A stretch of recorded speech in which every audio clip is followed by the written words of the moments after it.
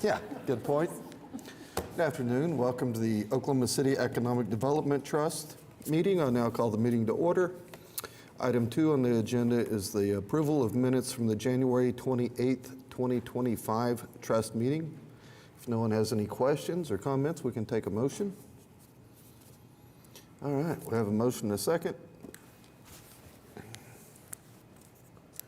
The item passes. Item 3 on the agenda is the ratification of claims for January and February of 2025. Take a motion on that as well. We have a motion and a second. Please vote. And it passes as well. Brings us to items for individual consideration.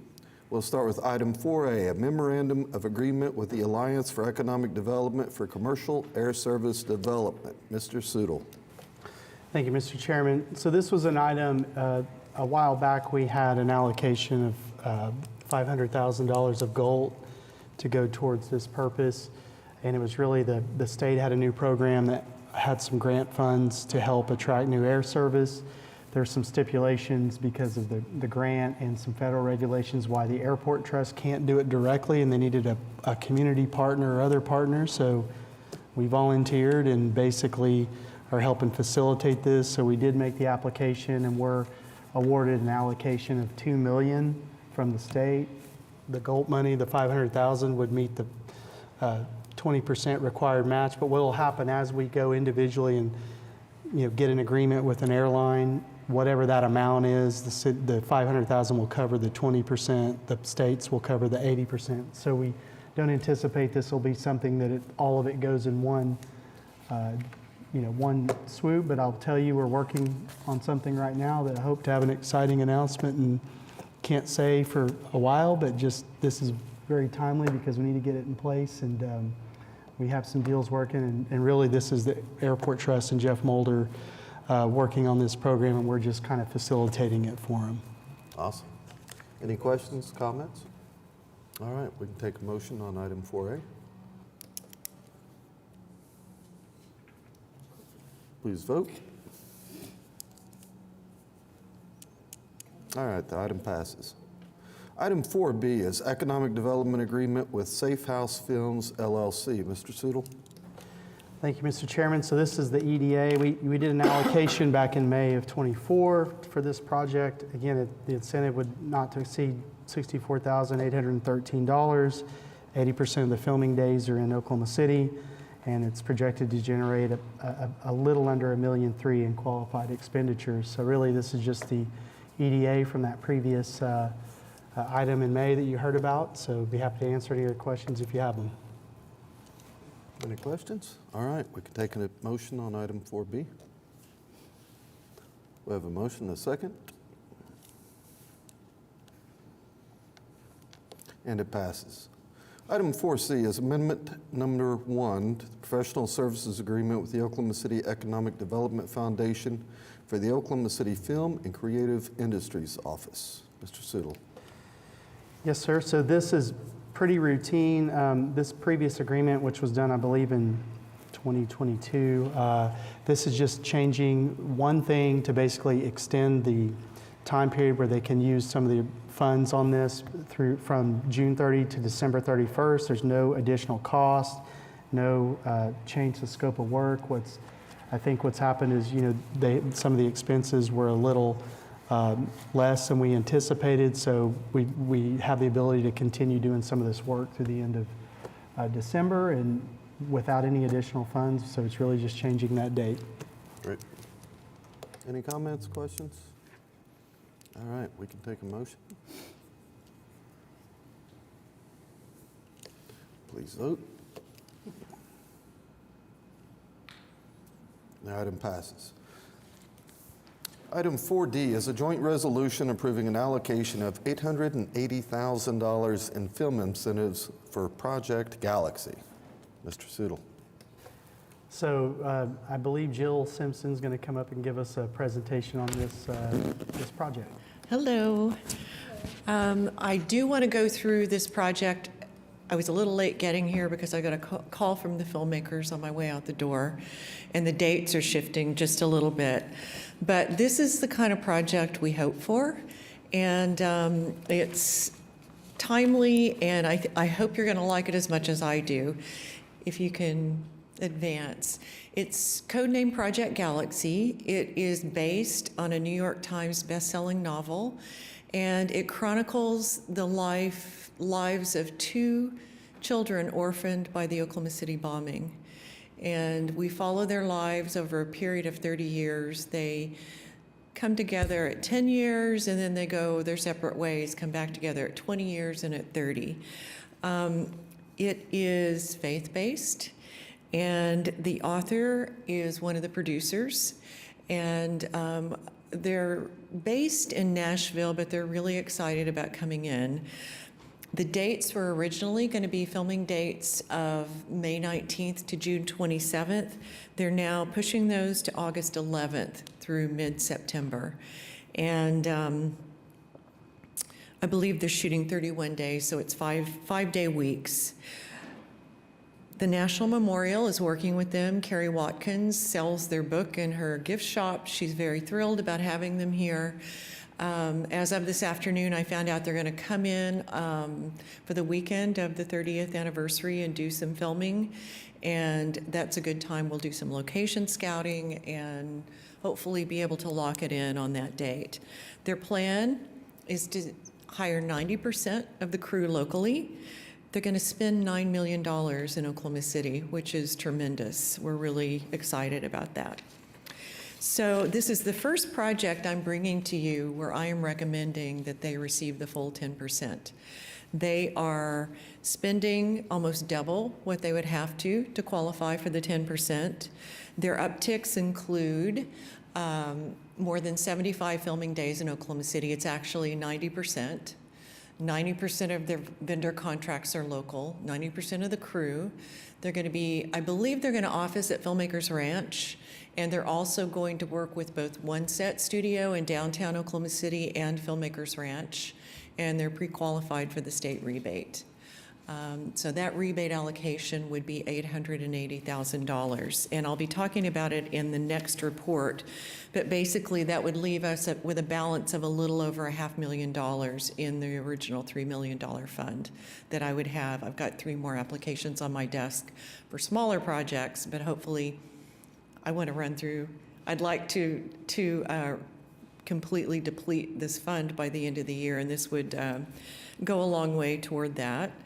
They're going to hire 100 plus people here, and on a 31-day schedule, that equates to 3,000 plus shooting days. Again, 90% local residents. Qualifying labor income is a little under $3.5 million, 30 to 35 days. I still don't know about post-production. I'd like to think that they might do some of their post here. Again, just the high points, 90% plus filming days here, 90% of crew local, 90% of vendors. That's what we like to see. Next slide. After running this project through the economic impact modeler that we have at the chamber, the total economic impact on that $9 million is $21.5 million. Jobs supported, direct and indirect, is $539. Labor income, $7.7 million. And then on qualified expenditures of $9 million, the taxable expenditures are $1,782,000. Below the line salary and per diem, below the line being crew, is $1,050,000. Above the line, which is director, producer, cast, writer, is $2,450,000, and we have reduced the rebate they get on above the line to keep it in line with the fact that we're capping it at 25%. So we deducted $200,000. So that brings us, that's why it's $880,000 rather than $900,000 recommended rebate. Any questions?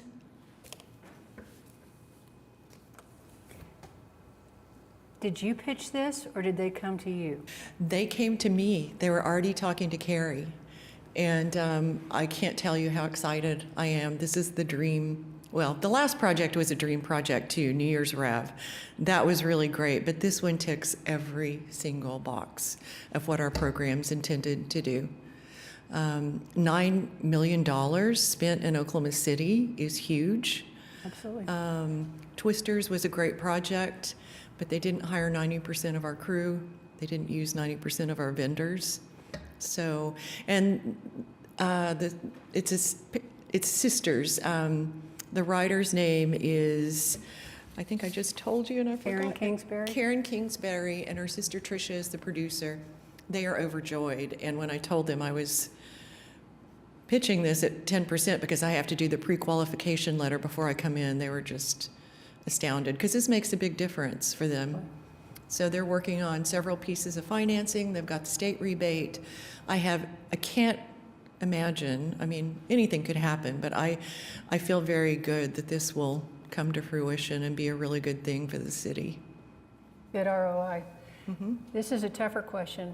Where do we go when these funds are depleted? What is our strategy going forward? That's my next Sorry, I didn't read item on ahead. the agenda. I didn't read it. Okay.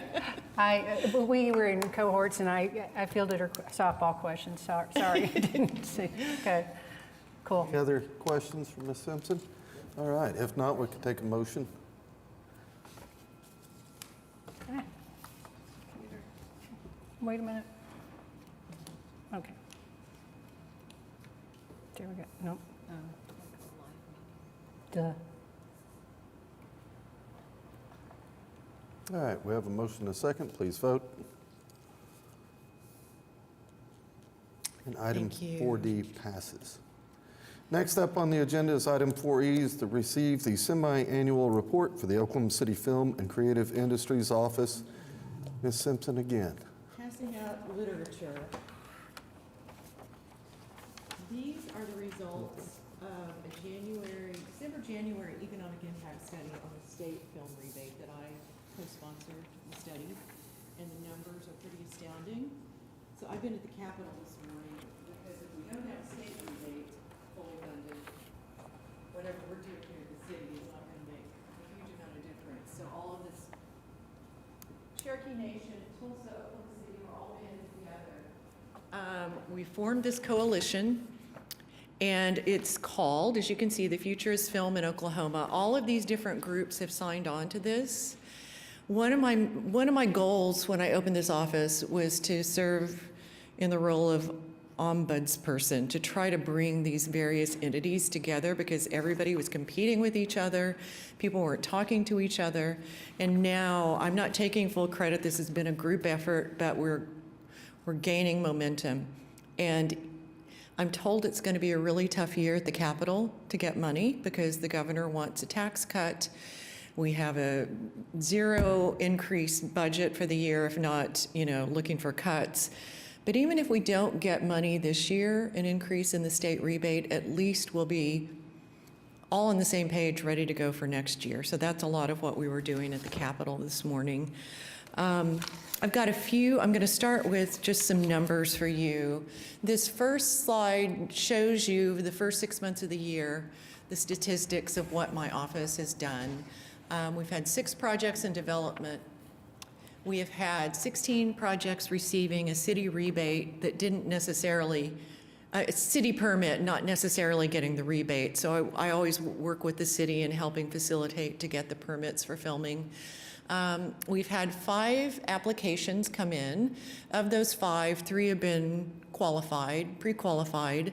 1 did not meet the thresholds of the budget, and the other project pulled out because the producer realized it wasn't the best project to put forward, so he says he's going to come back with another project.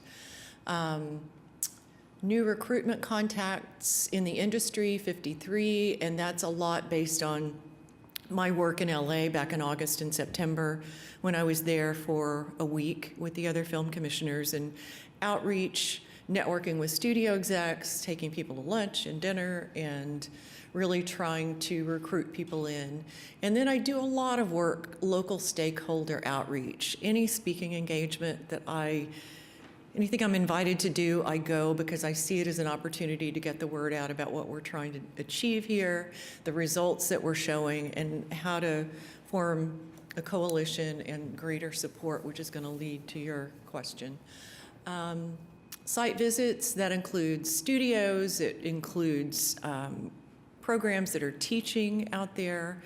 Scissortail Studios is part of Oklahoma City Public Schools, so I've been out there a few times. Trade shows, call trips, there have been 2. One to LA and I just got back from Austin last week, where we hosted with the other 3 film commissions a filmmaker's reception to try to recruit people in. And that's really a great audience for us because it's mostly independent film. No festival sponsorships so far, but actually for this period of time, I just sponsored a festival last weekend called OK Cine Latino. I believe, are you on their board? I thought so. It was so great this year. It was really a joyful, inspirational event, and I want to keep supporting them. And we've hosted a number of events, which I'll kind of go through here with you, but just some high points in the last 6 months. Twisters opened July 15th and made $372 million worldwide at the box office. That was our first rebate customer. We pre-qualified 3 films. I spent 10 days in LA and at a Association of Film Commissioners event, and I think I told you, studio heads were on panels. They were mentioning Oklahoma at least once a day, if not 2 and 3 times a day, which is such progress for us. I was not turned down for a single meeting I requested. That's progress. Oklahoma City Film co-sponsored our Oklahoma, Texas Recording Academy reception in Tulsa, trying to pave the way in case this office grew to accommodate music, starting to put out the feelers. We did a site visit of Tyler Perry Studios in Atlanta in October. Were any of you on that trip? Good. Just to show what a working studio looks like, which was pretty incredible.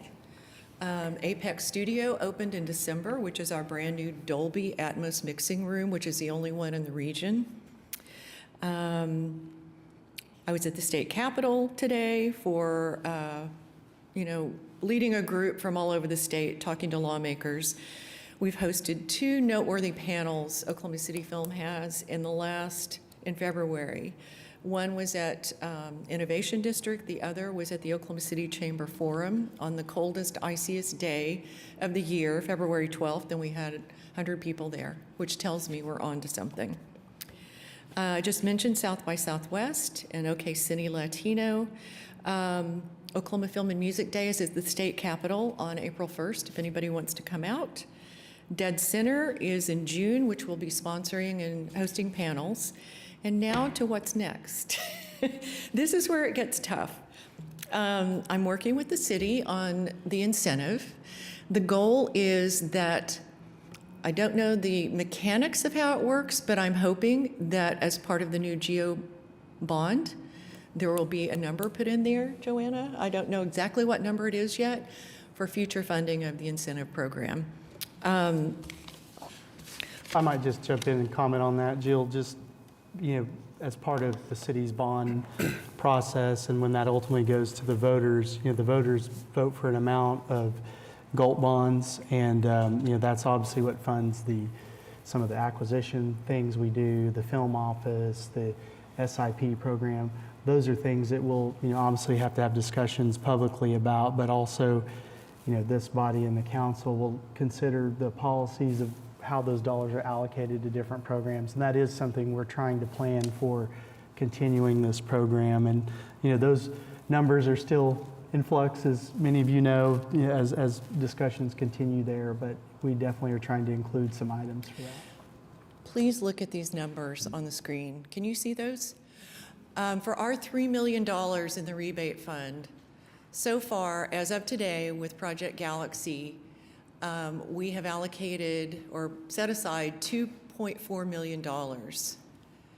Running those numbers through our economic impact modeler at the chamber, they equate to $306 million, 435. I mean, those are real numbers. I worked with the the economist at the chamber.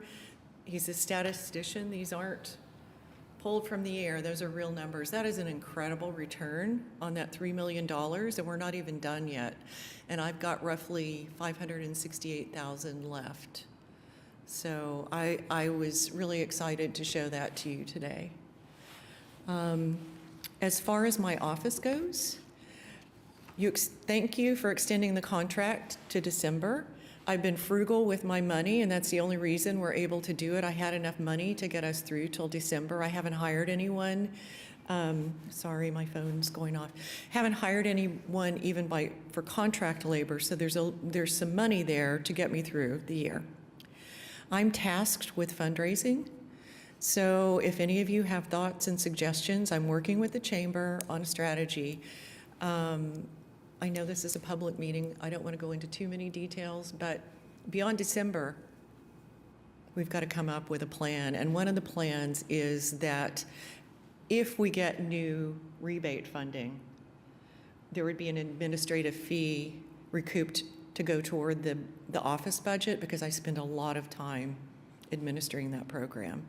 So there would be a percentage that we would pull from that, and then I would have to go raise the rest of the funding. So that's where we are. Any questions?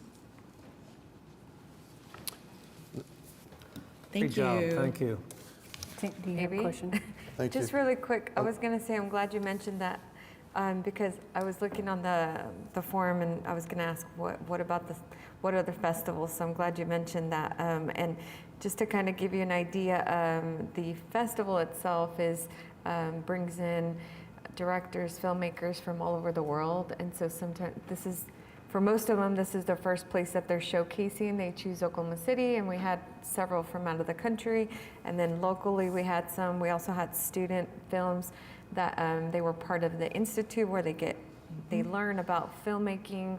And so they are future filmmakers. Right. And so that's a component of the film festival, the student piece, the local, but then the international aspect. So it does give us some exposure there and access to, potential future films being done here in the States. So just thought I'd mention that. It's a in there. great festival, and on Saturday, I really got to interface with the student filmmakers and the ones that came in. There was a guy from Peru who premiered his film here, and I asked how they found out about it, and it's an internet web-based hub called Film Freeway, but they all loved it here. They had such a good experience, and that, if you haven't been to the festival, it's one of the fun ones. Yeah, I love it. So thank you. thank you. All right, we'll go ahead and we can take a motion on item 4E.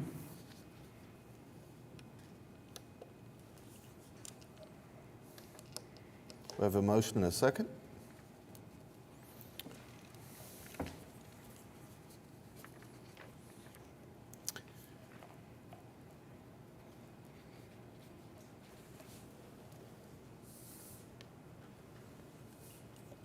Why are you slowing us down? Oh, okay, well, there we go. There it is. All right, item passes. Thank you. Brings us to item 4F, is to receive the second quarter report from the Alliance for Economic Development. Mr. Sudol. Thank you, Mr. Chairman. So as always, the report's in your packet, and if there's specific things you have questions on, be happy to answer. I wanted to highlight just maybe 3 things. Not a lot of updates since the last quarter. Been doing a lot of work on advancing some of the projects on the list, a lot of work on working through with the chamber on a lot of different recruitment projects, but a couple things that are moving along. Paige Woodson's Phase 4 on 4th Street there is now complete, and that was additional 214 units. So really wonderful story of that redevelopment of that old school. In that site, it's with this Phase 4, we're now at just under about 500 units total there. There still is a couple more smaller phases. One's in African American Plaza that will happen on kind of the west side of the buildings there, and then there's also plans to build a restaurant space as well. Another thing, and this is northeast side, is Creston Hill School. We do have have selected someone to be a developer to try to redevelop that also into affordable housing. So that's something that's occurred since the last quarter. And so we'll be working with them about, what the final specs and things are on that. But we're excited that, again, another old building that potentially can get adapted to a new use. And then I think I mentioned this maybe last time, but Truck Yard did complete and is open.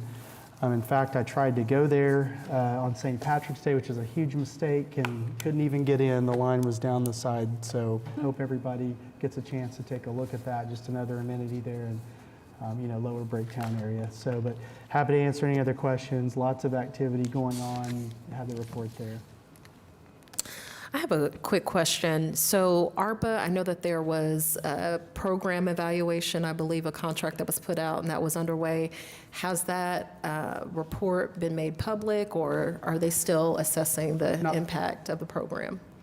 It's getting close. I put some stats in here that I think I talked about last time that were from kind of the phase one kind of impact report, but the evaluation of the program had 3 phases.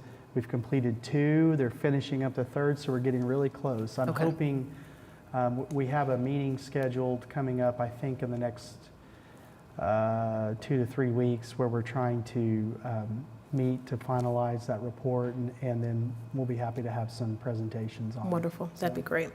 And any updates regarding Lyon, Luster, and Brockway Center?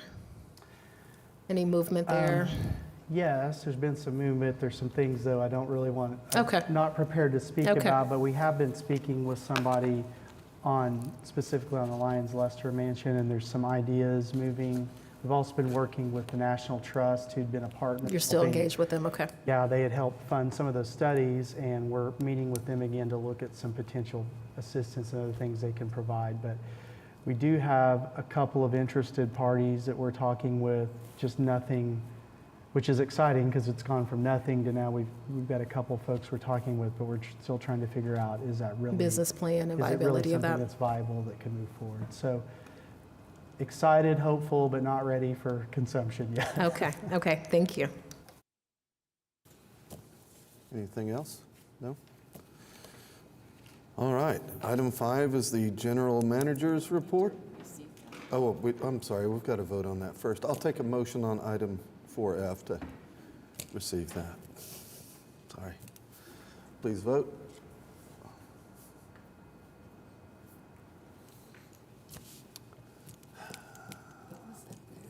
I don't see it. It passed. It did display. Okay, that's fine. It didn't display here, but that's fine. All right, the item passed.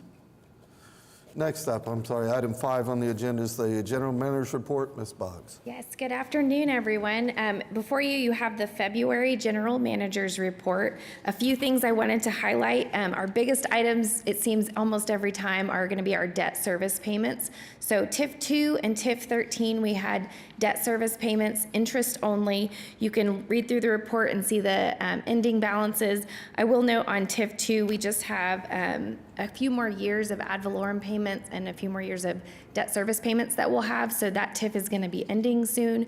Our last payment will be received for ad valorem in June of 2027. And so we'll pay it out. The last debt service payment will be August of 2027. I also wanted to note on TIF 8, while we don't have a debt service payment in February, we are gearing up for that payment that hit in March. So you'll see January we received our ad valorem for TIF 8. It was $11.8 million this year. And so the transfers from OCEDT, that's sending the money to the trustee bank, and then we have to send the excess back to EDT, and then we send the pieces out for the interest and the principal. So it looks like it's a double portion, and it is essentially accounting for it twice. So I wanted to make note of that for you as well. All right, any questions? Okay, thank you. Thank you. All right, any comments from staff? No? Trustees? Any citizens signed up to speak? No? None for today? All right, with that, we are adjourned.